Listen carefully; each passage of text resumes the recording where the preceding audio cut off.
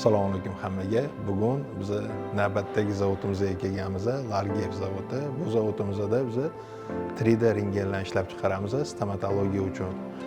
Hozirda stomatologlarimiz implantat qo'yish uchun yoki bo'lmasam jag'dagi bo'lgan o'zgarishlarni rekonstruksiya qilish uchun oldindan tubdan diagnostika qilib olish juda ham aktual. Shu diagnostikada bizga 3D rentgenimiz juda ham katta yordam beradi va navbatdagi Xitoyga innovatsion kompaniyalardan biri Pekin shahrida joylashgan Largevga kelganmiz. Biz hozir ularning bosh ofisidamiz. Men oldin ham videolarimda ta'kidlab o'tganmanki, zavodlar endilikda katta chang yoki bir narsani ishlab chiqaradigan emas. Hozirgi Pekinda ham ko'rib turamiz, ofisda juda ham ko'p tadqiqotchilar o'tiribdi va tadqiqotlar natijasida, dasturiy ta'minot natijasida yangi ishlab chiqarilayotgan medtexnikalarni. Xudo xolasa qisqacha qilib bu zavod to'g'risida va ofis to'g'risida va bu yerga bo'lgan mutaxassis bilan qisqacha suhbatimizni sizlarga taqdim etamiz.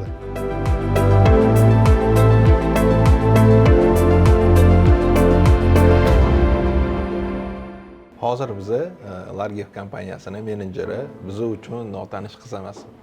Bizda Qirg'izistondan umumiy Largev kompaniyasining SNGga javob beradigan menejerimiz ham birga turibmiz va qisqa savol-javob orqali Largev kompaniyasi haqida ko'proq ma'lumot olishga harakat qilamiz. Umumiy данный товар у нас как компьютерный томограф. Да, Только стоматологический. для стоматологов. Да, В чем его преимущество? Почему его надо покупать? Не самого компьютерного томографа. Имеется в виду вот этот? Да, вот этот. На него пока нет регистрации, к сожалению. Но в Поэтому будущем, не если продаем. будет. Ну, во-первых, он, то есть лежачий, его в основном покупают именно не в частных клиниках, то есть государственных.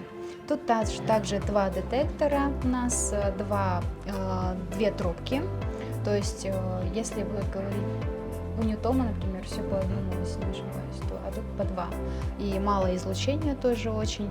И после снимка получается именно ухо, горло, нос, да, и можно будет увидеть все такие мельчайшие части. Он очень мелкосрезный. Да, он мелкосрезный. И, насколько мне известно, он еще очень мало дозировки ионизированной, Да, правильно? да. Он мало облучает пациента. Вот. У нас на рынке Узбекистана очень популярна данная модель. Да. Данная модель в этом году у вас есть какие-то новости, то есть мы еще расширяли панель. Я правильно понял? На какой размер мы можем сейчас купить у вас? Самый большой размер? Самый большой размер у нас сейчас 18×15. О, И самое большое преимущество это у нас он без сшивки идет. без шивки Да, идет. Ага. то есть Он с одного раза, с одного одной раза панелью. делать снимок. Да. Какой толщины среза? До сих пор 1,25 Да, миллиметров. также. Да. Kompyuter tomografda ham agar oladigan bo'lsanglar, $200,000 atrofida oladigan kompyuter tomograflarni ham srezi 0,6 gacha tushishi mumkin, lekin odatda rekonstruksiyasiz 1,25 ta beradi.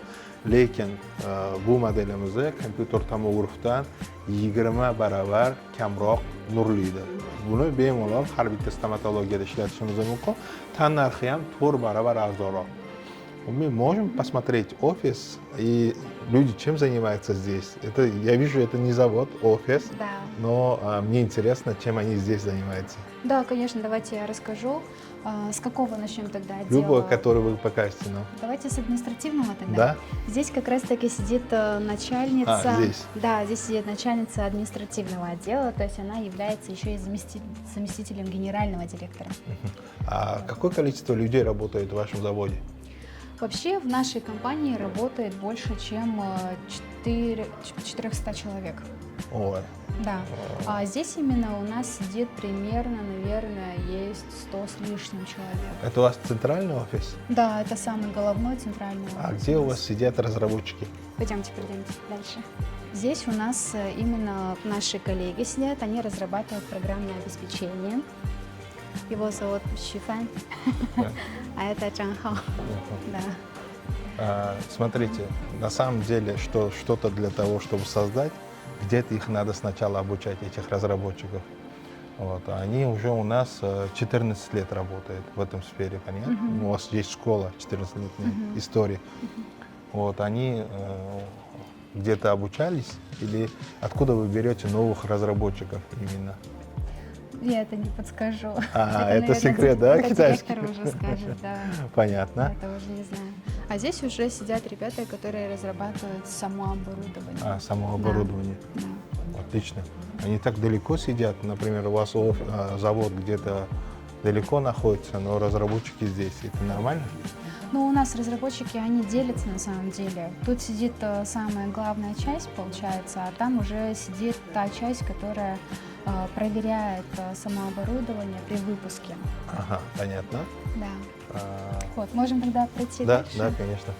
To'lov zavodda marketing отделы bor, juda ham katta va sotuv отделы bilan yonma-yon joylashgan. Buni bemalol ko'rishingiz mumkin. Biza ixtirochilarni videoga olish jarayonimizda bizani to'xtatishdi, sababi shu darajada bularni ehtiyotlashadi, videoda ham ko'rsatish xohlashmaydi, chunki boshqa zavodlar tomonidan, boshqa razraботчиклар tomonidan xanchit qilinishidan juda ham qo'rqishadi. O'shanga bizdan hozir iltimos qilishdi, razraботчикlarimizni olmasangiz yuzini, biz bularni juda ham qadrlaymiz, bularni yo'qotib qo'yishdan juda ham qo'rqamiz deyishdi.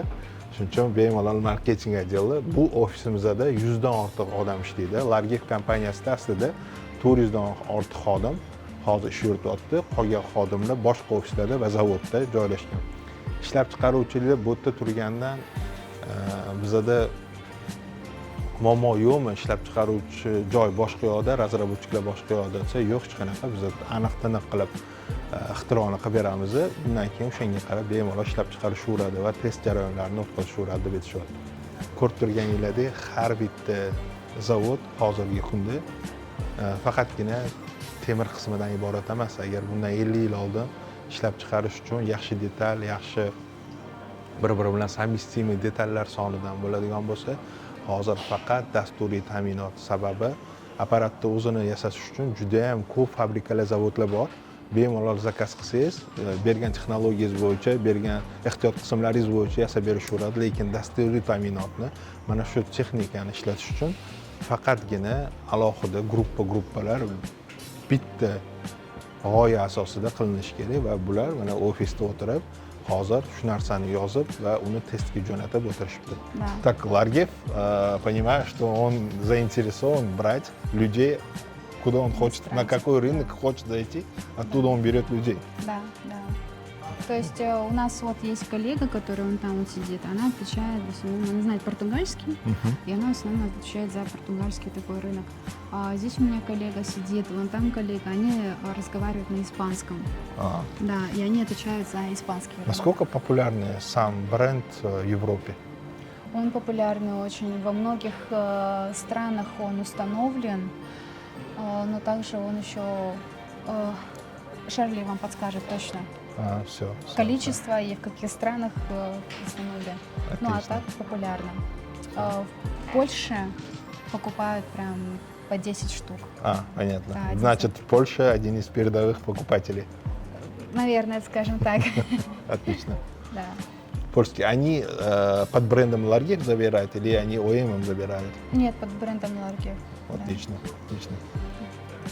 Shu bilan zavodga bo'lgan qisqacha obzorimizni o'z yakuniga topyapti.